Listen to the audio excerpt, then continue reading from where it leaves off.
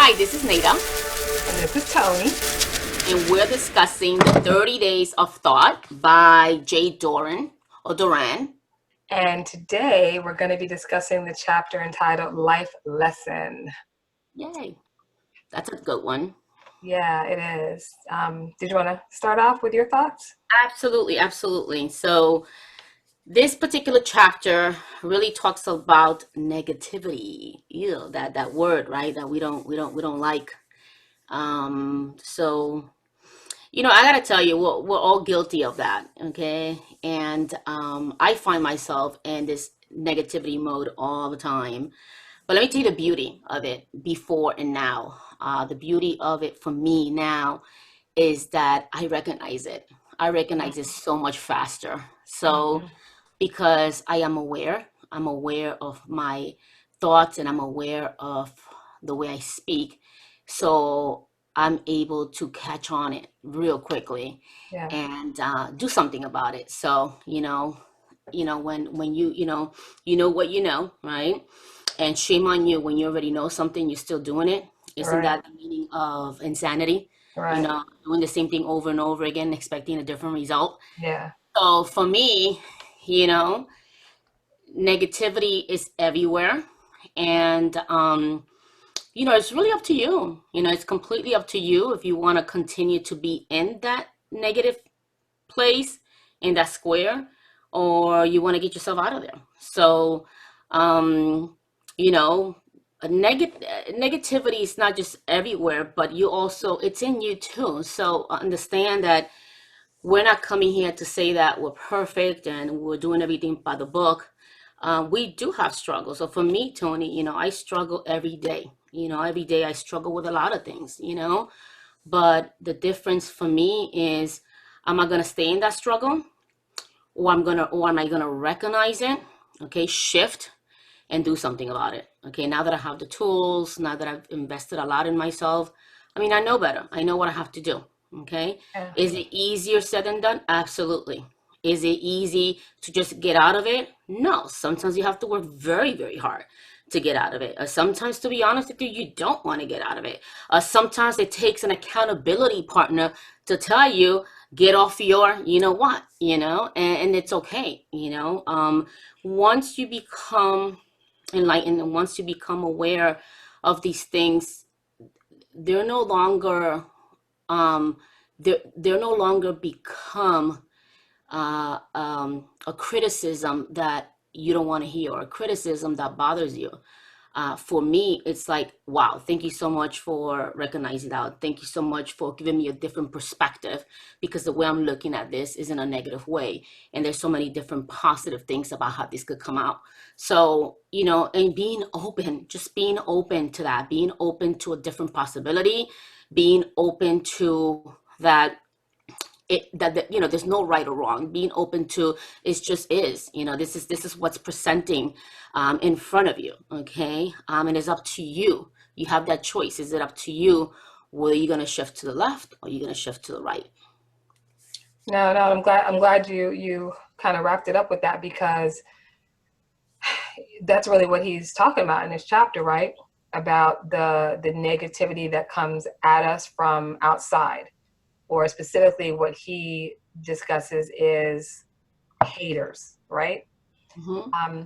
And I think it's interesting that he put this as the first chapter in the book because the entire book is about having a conversation with yourself about these topics, right? But then, as you know, but many people watching who haven't picked up the book yet, or this book is new to you, the whole point of the book is to share, and he just kind of gives you these topics to help you in sharing, but he also instructs us at the end of every chapter to go live on video and share your thoughts. And so it's very appropriate that right off the bat he's addressing haters that may show up in the comments under your video, right? And the negativity that people might bring to what you're putting out on social media.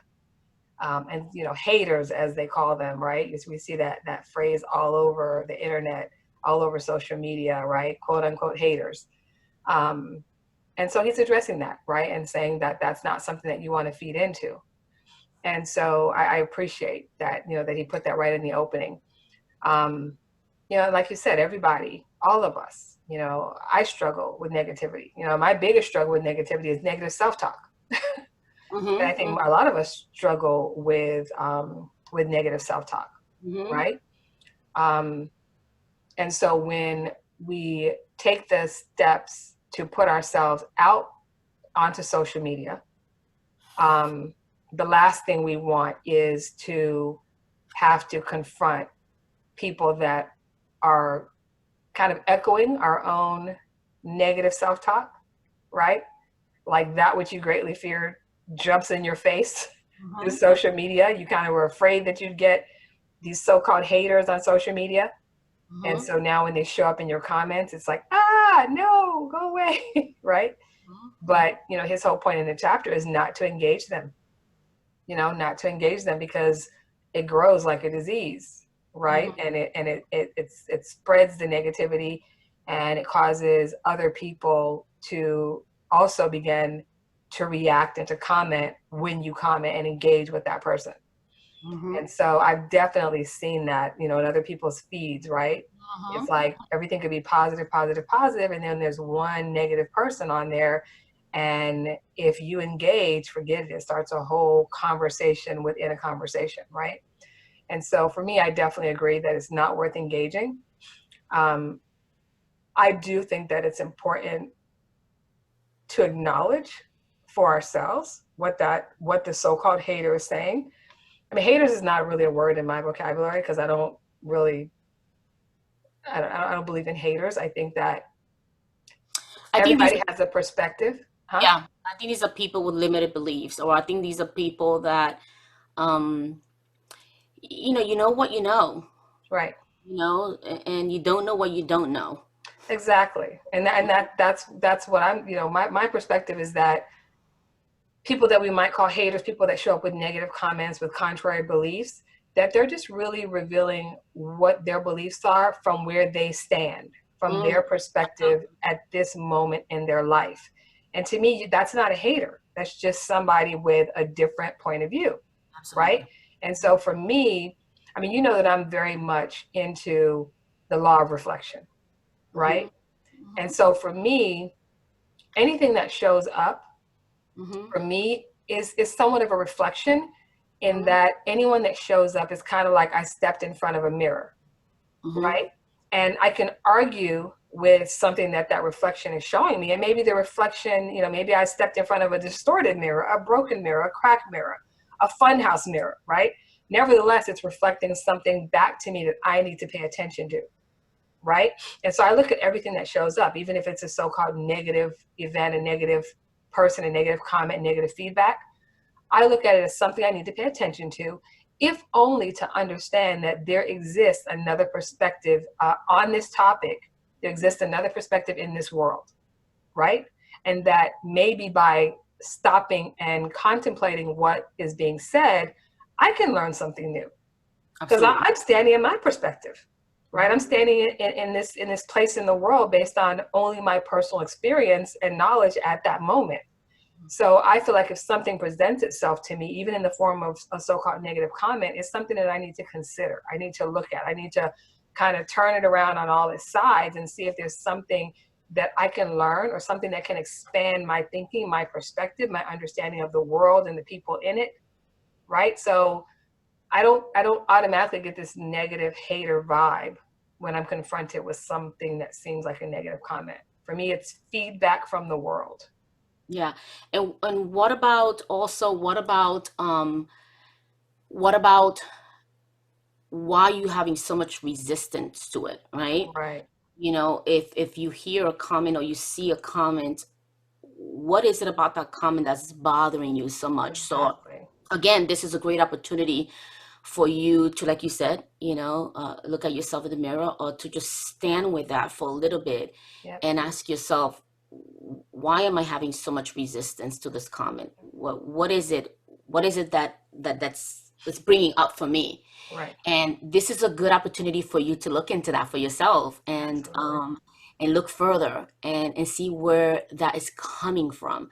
Yep. And sometimes that may not be on the surface. Maybe that's something that is coming up for you because of something that was said or done to you in the past, or Exactly. some experience that you had in the past that you still need to process. Yep. Okay, that you still need to be with it for a little bit so that you can process it and you can Yep. dissect it so Yep. that you can go ahead and see it for what it is Yep. and let it go.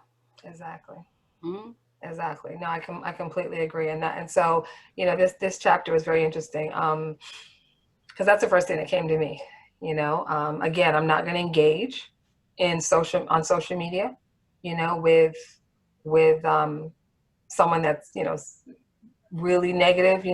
It's one thing to open a dialogue, to open a respectful dialogue about a subject, and to express a contrary viewpoint in a respectful manner. But I don't think that that's what he was talking about in this chapter. The fact that he referred to them as haters that spread like a disease. Like Um, cancer, he mentioned. yeah, exactly. Like he really was talking about people that were engaging very negatively, in a hateful, gossipy kind of way.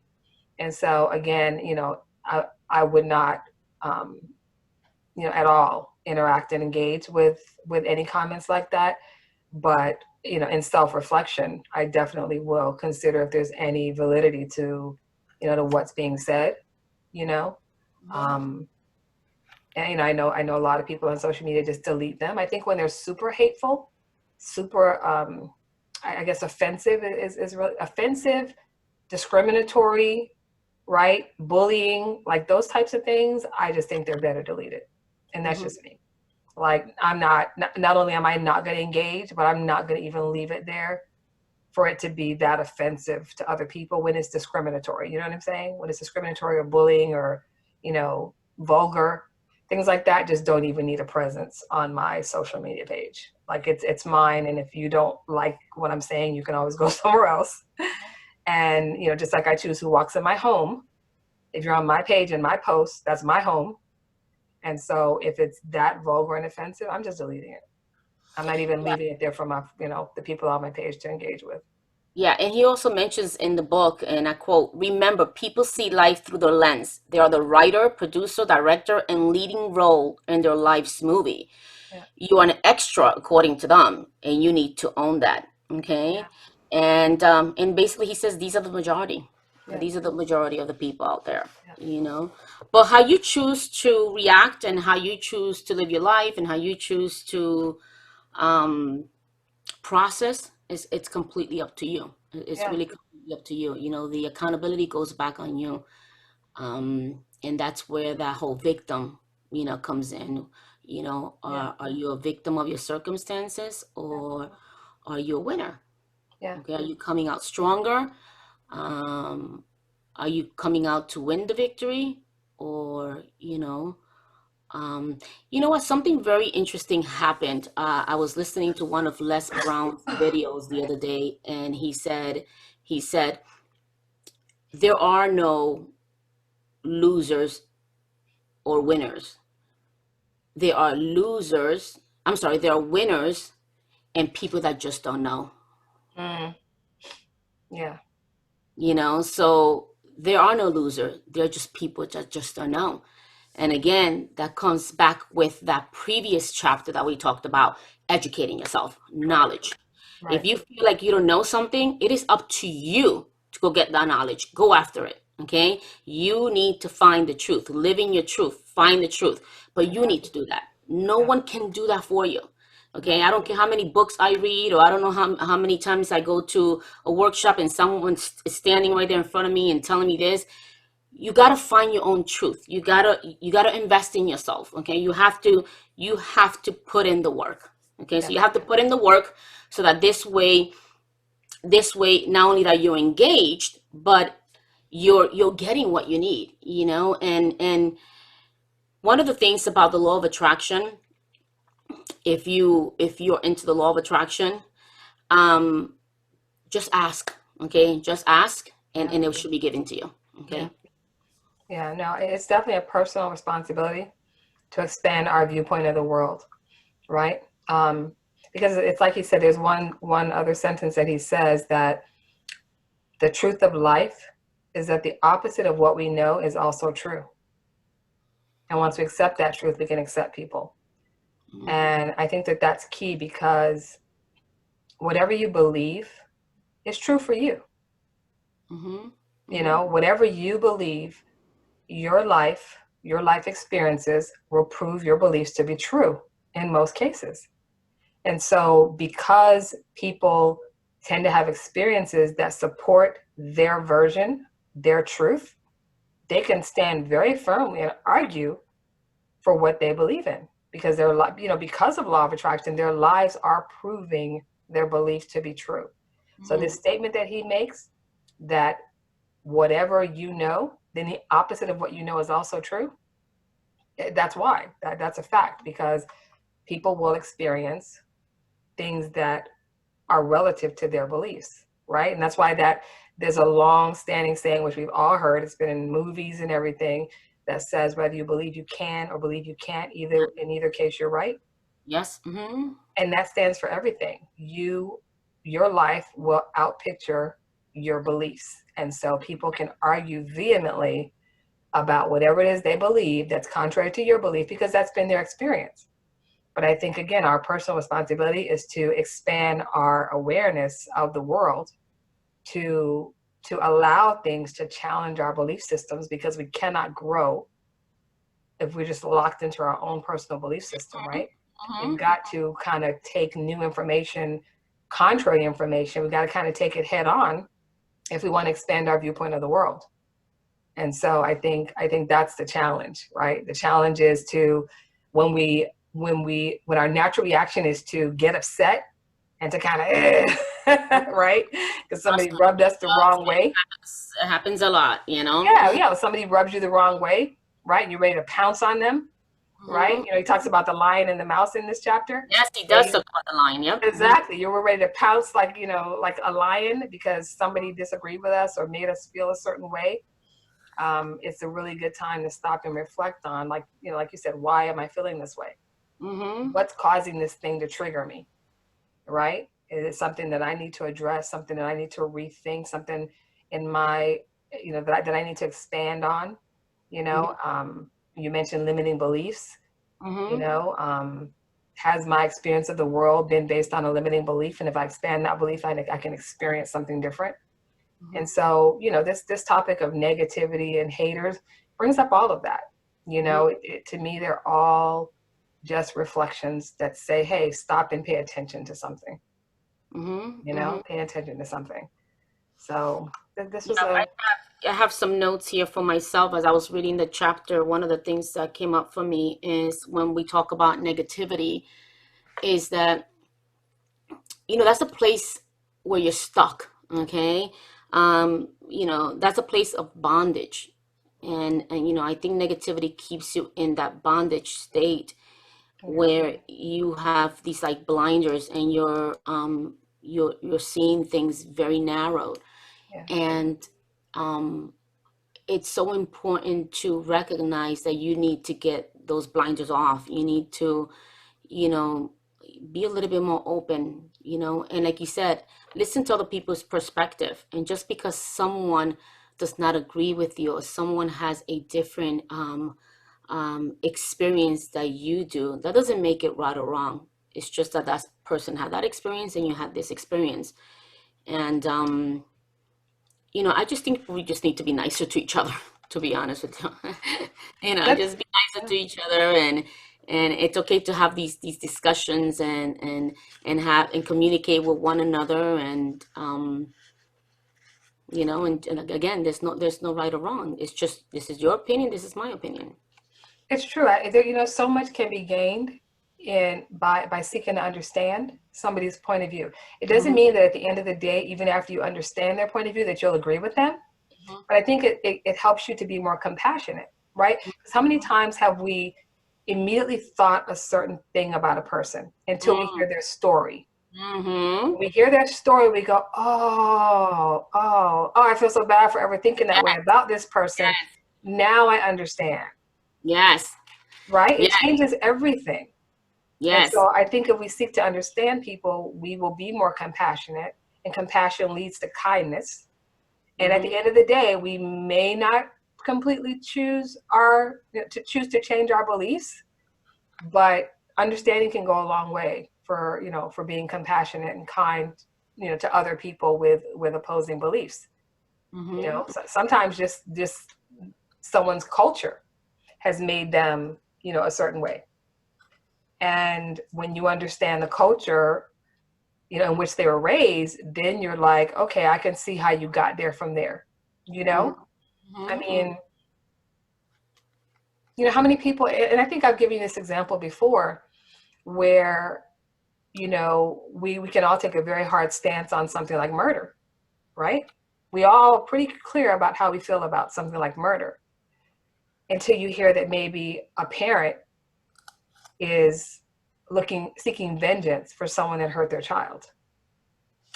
When you're a parent, that kind of changes the conversation, because then you're kind of like, oh, well, if I was in those shoes, okay, then that might be the exception to the rule. Do you know what I'm saying? So the story behind people's belief systems, I think, can change everything. And so I think if we just seek to understand people's story, then it can change the dialogue. And this is why we have to refrain from being quick to judge. Yes. Because, like you say, you don't know what's going on in the other person's life. Yeah. And for me, being a real estate agent, I come across a lot of clients that I ask myself, oh my gosh, why are they so rude, or why are they so nasty, or why are they being this way and all that. Well, you know what? If you really wanted to know, just ask them, to be honest with you. But the truth is that a lot of people have gone through things in their lives. I could be with a client that maybe just lost, their spouse, and I didn't know anything about this, and this is why this person is very angry and very negative all the time. And we just don't know. We just don't know what's going on with the other person. This is why we need to practice compassion. We need to practice also non-judgment. Yes. And we need to seek more understanding. Okay, understanding of the circumstance, understanding of the other person, and just just be you. Why should you change your belief? Why should you change who you are? Why should you change the core values of who you are, your integrity and your character, based on somebody else? You're giving your power away. You need to stand in your power. You need to stand in what you believe in. Okay. And also remember that you're source too. So if I don't know how many times this happened, but if you decide to stay in your power, you decide to stay that nice person, that person that's going to be understanding and caring and loving, eventually that person will come around. Okay. That person will come around, because you're becoming like this magnet, this magnet where the other person is finally kind of giving up the battle and saying, well, you know what, this person is so nice to me. Why I keep treating her that way? Why I keep doing this, And, be that source, be the source that you want to be in your life. And, I believe that if you continue to be true to yourself, and you continue to stay strong and stay in your power, that eventually you attract the things that you want. Yeah, and that's funny that you would say that, because that's actually how he ended that chapter, by saying that once we realize that people's version is true for them, and we accept people, then we can win them over eventually. And so I think that the truth definitely resonates with me. It's like we're like the tuning fork in the room. We're like the biggest, loudest tuning fork that's vibrating in the room, and we can eventually change how other people are vibrating, and have them begin to resonate with the truth that we have. So I definitely agree with that. So really good chapter. I'm enjoying the book so much. 30 Days of Thought with Jay Doran. So stay in your truth and stay in your peace. Yes. Until next week. Have a great week. Bye-bye. Bye-bye.